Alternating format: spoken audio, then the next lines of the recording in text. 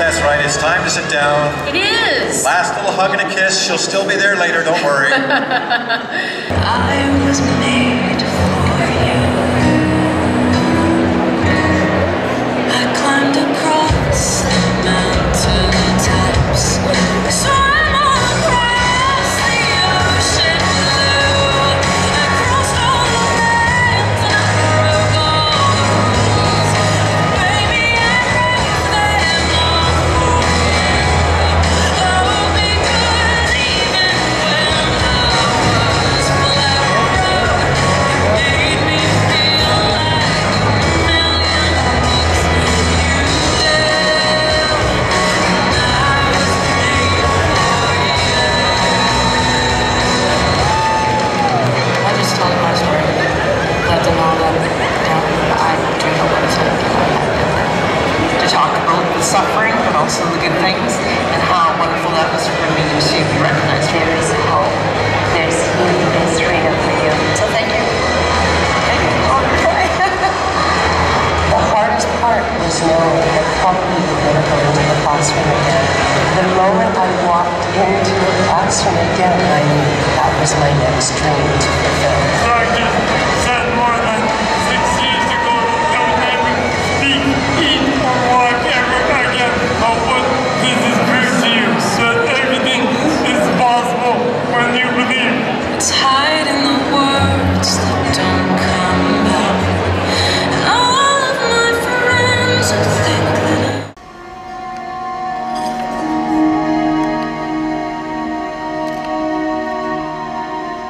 They were driving to Kelowna, a work event. It was May, and they decided to go as a family. The Coquihalla freeway was clear and dry. The day was beautiful. The sun was shining. And no one is sure why, but he lost control of the car. It flipped end over end and came to rest on the side of the road, twisted and unrecognizable as a car. There could be no survivors, yet miraculously, his daughter was fine. Her twin brother had a head injury but would recover. His wife, a broken wrist. But he was unresponsive. He had a severe brain injury. He would be in a coma for 6.5 months.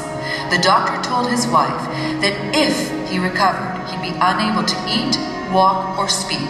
He'd spend the rest of his life in a long-term care unit. He was 38 years old. His name is Michael Koss. Michael had suffered a near-fatal brain injury. It was thought he may never come out of his coma. With little hope, his family aggressively began to do some research.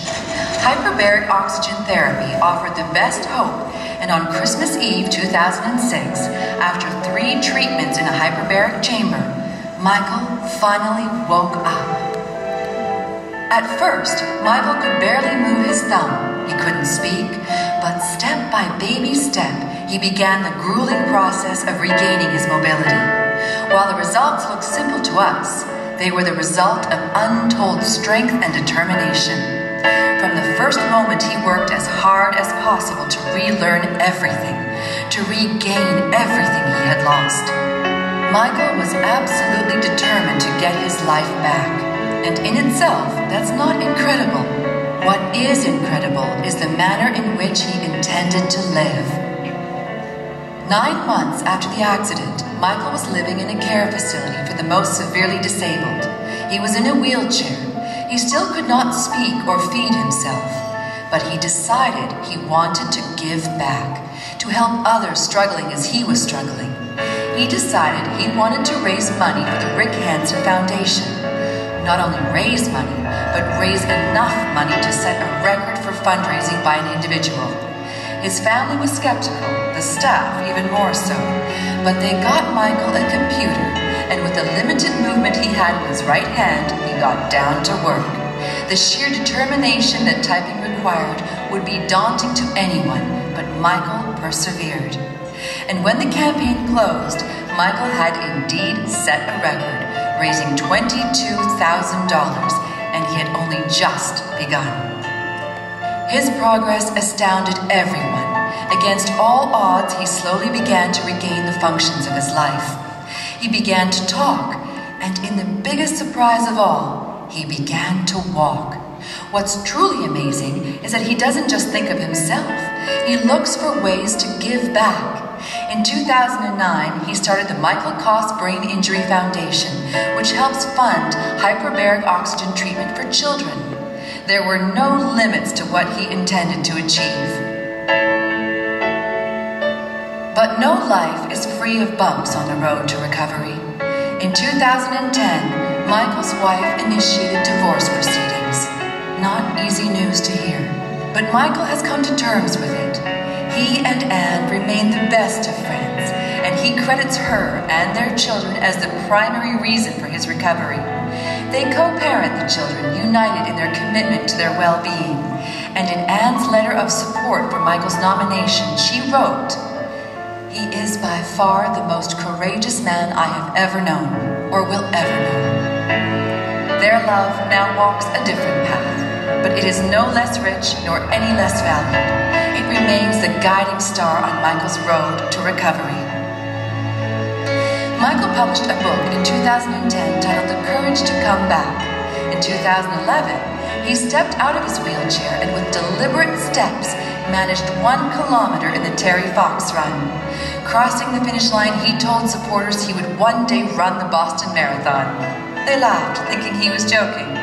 But here's Michael 6 months later. Yes, that's this year's Sun Run. He completed 2.5 kilometers in 2 hours and 29 minutes. And at this point, words fail us. His determination, strength, and indefatigable spirit so perfectly represent the courage to come back that we'll leave the last word to Michael. Doctors said more than 6 years ago that I would never speak, eat, or walk ever again. But what does this prove to you? That everything is possible when you believe.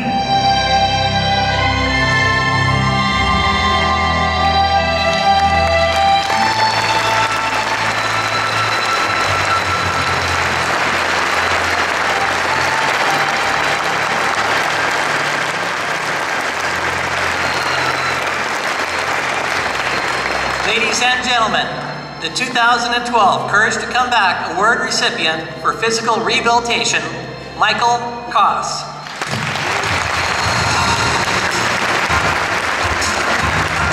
Need the drive and the focus to give 120% at my rehab, whether it be improving my speech or improving my walking ability. Thank you.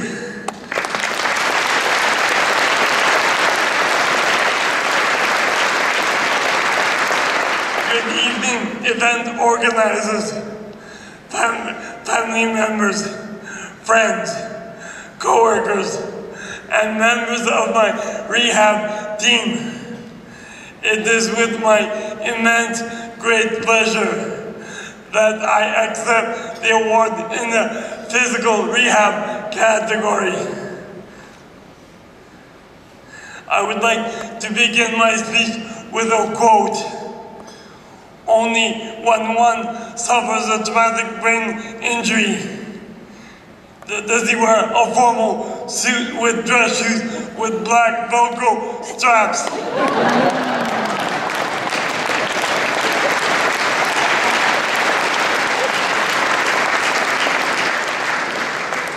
My journey began on May 18, 2006. I suffered a traumatic brain injury as a result of a motor vehicle accident. It has not been easy by any means, but the thing that has kept me going is a vision of me walking hand in hand to the park with each of my children. They are the torch that lights the fire within me and keeps me fighting inch by inch and step by step. I feel that I am a better person because of what I have been through. And now, hopefully, I can inspire others to be the best person that they can be in their own personal situations. I am very grateful for having been given a second chance at life.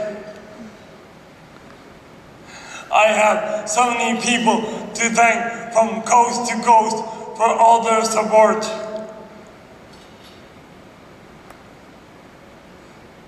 I would like to first thank my parents who are here this evening. They relocated to Vancouver from Quebec City to give my family and I all the support after my injury. My parents sacrificed so much and left family members, friends, and co-workers and traded in the snow of Quebec City for the rain of BC, not Paris.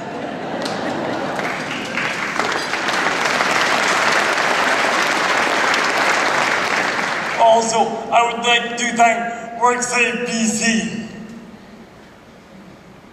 for supporting my family and I after my injury. They continue to support me to this day, as I'm now approaching almost 6 years post-injury. I would like to also thank each and every member of my rehab team. No matter how big or small the role that each of them has played with me. From the staff and the management of the 2 hyperbaric chambers that I went to for treatment. From the staff and management of the 2 group homes that taught me all the skills on how to be independent again. The physios, the speech therapists, the OTs, and each specialization which enabled me to take my game to another level. A sincere thanks to all of you. A special thank you also goes out to the person who submitted my nomination for the Courage to Come Back Award, Sylvia Horry. Thank you, Sylvia. I focus on my full recovery. I am doing it for myself and also for my children. My message to all of you is, all things are possible when you believe. Thank you.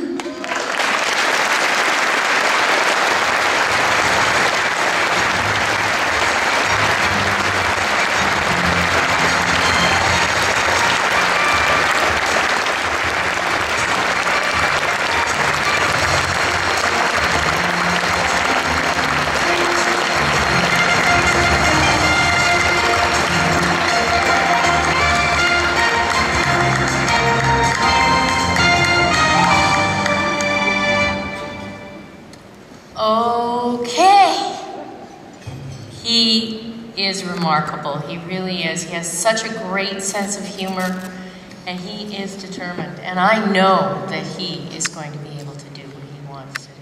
Boston? Yep. I think so. You can do it. You can do it, Michael. You're not going to believe this. We'll put you right in the front there, Jillian. Now, the check is blank. It's blank. We're going to fill it out. But first of all, I would like to say thank you so very, very much for all of you who came tonight, who sponsored this evening, who bought drinks, who bought tickets, who donated generously and gave unselfishly of your money to do this. Every single penny that I write on this check will go to the one you want to see this to. The Courage to Come Back Awards for 2012. And before I write in the money, I'd like to say, you have set a record. So, here we go. We'll start with the first 2. Oh, there's the zeros. Daryl, how are you with the drum roll? Yeah, Drum roll. Drum roll, drum roll. Okay, another 0. Can you do that? That's it, Lauren. Now you got it. How's that? A 4. 3, comma. Not bad, eh? A 9. Is that a good 9?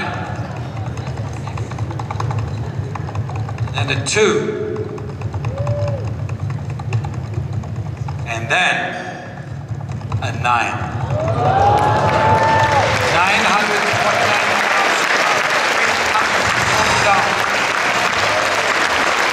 Amazing. Amazing.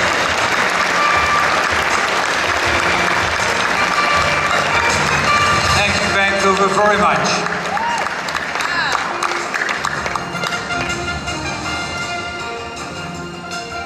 There you go. Oh.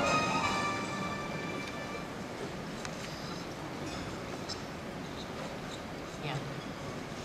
So just $70,660 short of A million. a million. Doesn't sound much, does it? Not to me. Yeah. Mel, yeah.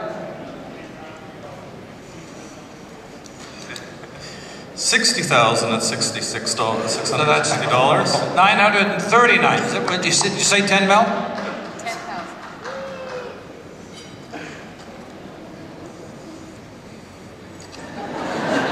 That's a funny. 939, 340. That's fantastic, Vancouver. Thank you so very, very much.